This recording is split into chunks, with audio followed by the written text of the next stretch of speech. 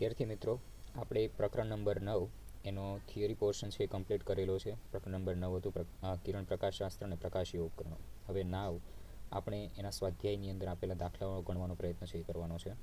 તો દાખલા નંબર 9.1 રકમ આપેલી છે 36 સેન્ટીમીટર વક્રતા ત્રિજ્યા ધરાવતા અંતર્ગોળ અરીસાની સામે 2.5 સેન્ટીમીટર ઊંચાઈની એક નાની મીણબત્તી 27 સેન્ટીમીટર અંતરે મૂકવામાં આવે છે. ઓકે, આટલી જ લાઈનમાં ઘણી માહિતી આપી દીધેલી છે. સૌથી પહેલાં 36 સેન્ટીમીટર વક્રતા ત્રિજ્યા, તો આપણે અહીંયા અંતર્ગોળ અરીસો અંતર્ગોળ અરીસો આપેલો છે. અંતર્ગોળ અરીસો લીધેલો છે, એની વક્રતા ત્રિજ્યા એટલે સી બિંદુથી પી બિંદુ સુધીનું અંતર આપેલું છે 36 સેન્ટીમીટર.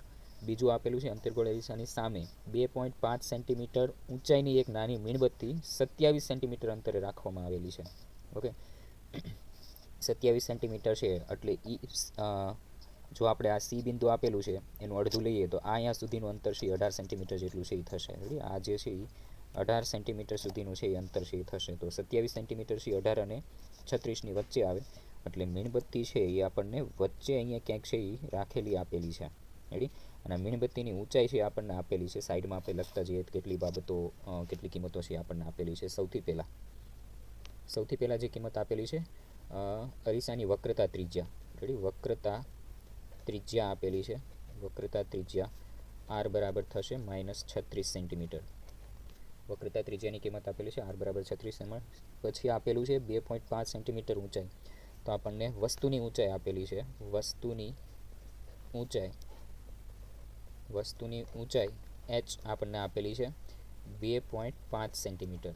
2.5 સેન્ટીમીટર અને પછી આપેલું છે 27 સેન્ટીમીટર અંતરે મૂકવામાં આવે છે. તો આ વસ્તુથી લઈને પી બિંદુ સુધીનું અંતર છે આપણને આપેલું છે 27 સેન્ટીમીટર અને પી બિંદુની ડાબી તરફ હોવાના લીધે દરેક અંતર છે એ માઇનસ લેવામાં આવશે. એટલે આપણને વસ્તુ અંતર આપેલું છે. વસ્તુ અંતર છે એને આપણે યુ વડે દર્શાવતા, તો યુની કિંમત આપેલી છે આપણને -27 સેન્ટીમીટર. ઓકે, 27 સેન્ટીમીટર આપેલું છે.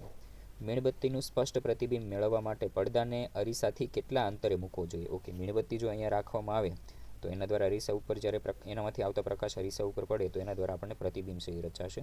અને જે જગ્યાએ પ્રતિબિંબ રચાતું અહીંયા પડદો રાખીએ એટલે આપણે પડદા ઉપર એ પ્રતિબિંબને છે જોઈ શકીએ છીએ. એટલે ટૂંકમાં આપણને પૂછેલું છે કે પ્રતિબિંબ છે એ ક્યાં રચાતું હશે. રેડી? તો આપણે મેળવવાનું છે પ્રતિબિંબનો અંતર મેળવવાનું છે. પ્રતિબિંબ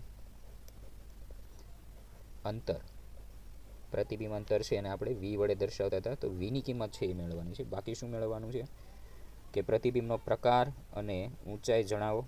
તો પ્રતિબિંબનો પ્રકાર અને ઊંચાઈ બંને વસ્તુ મેળવવાની છે. બીજું, જો મીણબત્તીને અરીસાની નજીક ખસેડવામાં આવે તો પડદાને કેવી રીતે ખસેડવું પડે?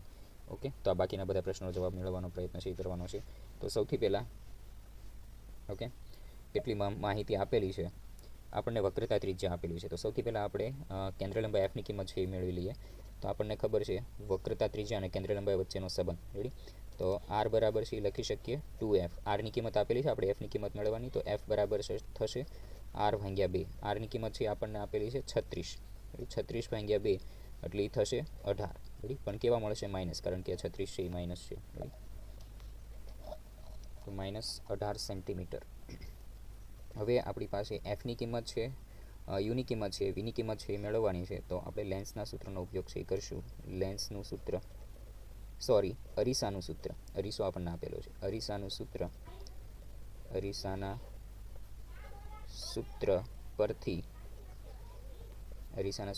અરીસા માટેનું સૂત્ર હતું 1/f = 1/v + 1/u. રેડી?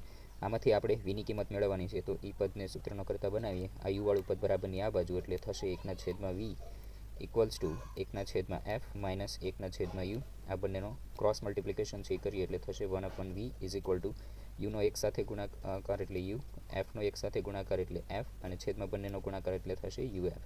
હવે વીની કિંમત મેળવવાની છે તો અંશ અને છેદને ઉલટાઈ નાખીએ એટલે v = થશે uf/u - f.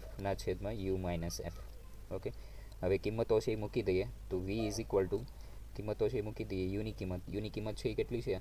તો યુની કિંમત છે આપણને આપેલી છે -27. એની કિંમત છે એ મૂકી દઈએ -27. એફની કિંમત આપણે મેળવી છે -18. Okay, f = -18. યુની કિંમત -27. એફની કિંમત -18 પ્લસ થઈ જશે તો અહીંયા આવશે 18. ઓકે, તો આનું સાદુરૂપ છે આપવાનો પ્રયત્ન કરીએ તો આ માઇનસ છે એ પ્લસ થઈ જશે એટલે 27 × 18 અને છેદમાં 27 માઇનસ 18, તો એ મળશે આપણને 9, પણ કેવા મળશે? -9. અને જો છેદ ઉડાડીએ તો અહીંયા આવશે 2, અને 27 × 2 એટલે કેટલા થશે? 54. તો v ઇઝ ઇક્વલ ટુ આપણને મળશે -54 સેન્ટીમીટર. ઓકે, તો આ આપણને છે એ પ્રતિબિંબનું સ્થાન છે એ મળ્યું, પ્રતિબિંબ અંતર છે એ મળ્યું. તો જ્યારે વસ્તુને છે એ 27 સેન્ટીમીટર જેટલા અંતરે રાખવામાં આવે ત્યારે આપણે પડદો છે કેટલા અંતરે રાખવો જોઈએ? તો કે 54 સેન્ટીમીટર જેટલા અંતરે છે એ રાખવો જોઈએ. અને આપણે અરીસા માટેની 6 આકૃતિઓ જે ભણ્યા હતા એની અંદર આપણે ઘણી જોઈ લીધેલું છે કે સી અને એફની વચ્ચે જ્યારે વસ્તુને રાખવામાં આવે ત્યારે પ્રતિબિંબ છે આપણને સીથી દૂર મળે છે. મેળવવાનો પ્રયત્ન કરીએ. વસ્તુમાંથી આવતું પ્રકાશનું કિરણ જો મુખ્ય અક્ષને સમાંતર આપાત થતું હોય તો એ પરાવર્તન છે એ એફ બિંદુમાંથી છે એ થશે. એટલે આવી રીતના પ્રકાશનું કિરણ છે એ આપણને મળશે. અને હવે કોઈ એક બીજું પ્રકાશનું કિરણ છે લઈ નાખીએ. તો દાખલા તરીકે આપણે લઈએ કે આ એફ બિંદુની અંદર આપાત થતું પ્રકાશનું કિરણ છે આવી રીતના આપાત થાય છે. રેડી? એફ બિંદુ ઉપર આપાત થાય છે તો એ પરાવર્તન થઈને આપણને આવી રીતે છે એ મળશે. તો અહીંયા ક્યાંક સી થી દૂરના કોઈ બિંદુ પાસે આપણને પ્રતિબિંબ છે એ રચાતું છે એ જોવા મળશે. ઓકે, તો હવે આપણે મોટવણીની કિંમત છે એ મેળવવાની છે. દાખલા તરીકે આ વસ્તુ છે તો એની ઊંચાઈ આપણે h લઈએ અને પ્રતિબિંબ છે તો એની ઊંચાઈને આપણે h ડેશ વડે છે એ દર્શાવીએ. તો હવે આપણે મોટવણીની કિંમત છે એ મેળવી છે. તો મોટવણીની કિંમત છે આપણે મેળવીએ. મોટવણી m માટે આપણી પાસે બે સૂત્ર હતા. એક હતું પ્રતિબિંબની ઊંચાઈના છેદમાં વસ્તુની ઊંચાઈ અને બીજું હતું માઇનસ પ્રતિબિંબ અંતરના છેદમાં વસ્તુ અંતર. અરીસા માટે આપણને મોટવણીના બે સૂત્રો છે એ મળ્યા હતા. તો આપણને ક્વેશ્ચનની અંદર છે એ પ્રકાર અને ઊંચાઈ બંને મેળવવાનું કીધું છે. તો સૌથી પહેલા આપણે પ્રતિબિંબની ઊંચાઈ છે એ મેળવીએ. તો આમાંથી h ડેશ છે એટલે પ્રતિબિંબની ઊંચાઈ છે. તો h ડેશને સૂત્રનો કરતા બનાવીએ. h બરાબરની ઓલી બાજુ જાય એટલે v છેદમાં u ઇન્ટુ થશે h. ઓકે, તો v ની કિંમત આપણે મેળવી. v ની કિંમત છે 54, તો માઇનસ અને -54 છેદમાં u ની કિંમત છે આપણને આપેલી છે -27 અને ગુણ્યા h ની કિંમત એ આપણને આપેલી છે. h ની કિંમત છે 2.5. ઓકે, 2.5. ઓકે, તો આની અંદર માઇનસ માઇનસ થઈ જશે પ્લસ, અને આ માઇનસ એક વધારાના એટલે માઇનસ જ રહેશે. અને છેદ જો ઉડાડીએ તો અહીંયા થશે 2. તો આન્સર આવશે -2 × 2.5. 2.5 × 2 કરીએ એટલે જવાબ આવશે -5. રેડી? h ડેશ એટલે કે પ્રતિબિંબ જે છે એ આપણે એની ઊંચાઈ છે કેટલી મળશે? -5 સેન્ટીમીટર જેટલી છે એ મળશે. પ્રતિબિંબની ઊંચાઈ છે એ 5 સેન્ટીમીટર જેટલી છે એ મળશે. અને આની અંદર આપણે જોઈ શકીએ છીએ કે પ્રતિબિંબનો પ્રકાર છે એ કેવો આવશે? તો પ્રતિબિંબ છે એ આપણને વસ્તુ તરફ જ મળે છે. એટલે પ્રતિબિંબ છે એ કેવું મળશે? વાસ્તવિક. પ્રતિબિંબ છે એ વાસ્તવિક, ઉલટું અને મોટું છે એ મળશે. પ્રતિબિંબનો પ્રકાર જો લખવો હોય, પ્રતિબિંબનો પ્રકાર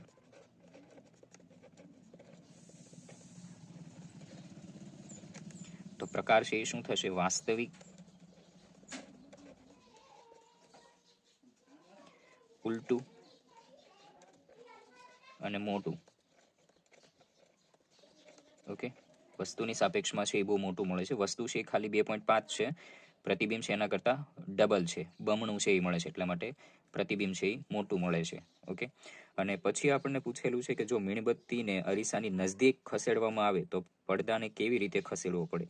એટલે કે વસ્તુ એટલે કે આ મીણબત્તી છે ને આપણે અરીસાની નજદીક લઈ જઈએ તો આ પ્રતિબિંબ છે એ દૂરની તરફ છે એ જતું જશે. એટલે લખીએ આપણે વસ્તુને અરીસાની નજીક લઈ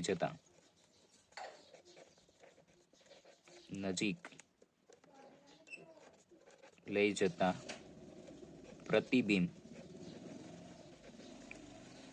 અરીસાથી દૂર રચાય છે. પ્રતિબિંબ અરીસાથી દૂર રચાય છે. પણ આની અંદર એક વસ્તુ બનશે કે જ્યારે વસ્તુ છે એટલે કે મીણબત્તી છે એફ બિંદુ પાસે પહોંચશે ત્યારે પ્રતિબિંબ છે આપણને કઈ જગ્યાએ મળશે? તો કે અનંત અંતરે છે એ મળશે. એટલે કે વસ્તુ અંતર u છે એ એફ જેટલું થાય ત્યારે પ્રતિબિંબ છે એ આપણને અનંત અંતરે ઇન્ફિનિટી છે એ મળશે. અને પછી જો વસ્તુને એફ અને પી બિંદુની વચ્ચે જો રાખવામાં આવે તો પછી પ્રતિબિંબ છે અરીસાની પાછળની તરફ રચાય છે. એટલે કે વસ્તુ અંતર છે એ એફ અને પી ની વચ્ચે જો રાખવામાં આવે તો પ્રતિબિંબ છે એ અરીસાની પાછળ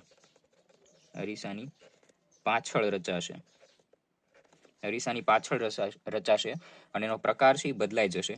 પ્રકારમાં શું થઈ જશે? તો કે આભાસી પ્રકાર થશે ચત્તુ આભાસી ચત્તુ અને મોટું છે એ પ્રતિબિંબ મળશે. ઓકે, તો આ આપણે સ્વાધ્યાયનો પહેલો દાખલો છે એ થયો.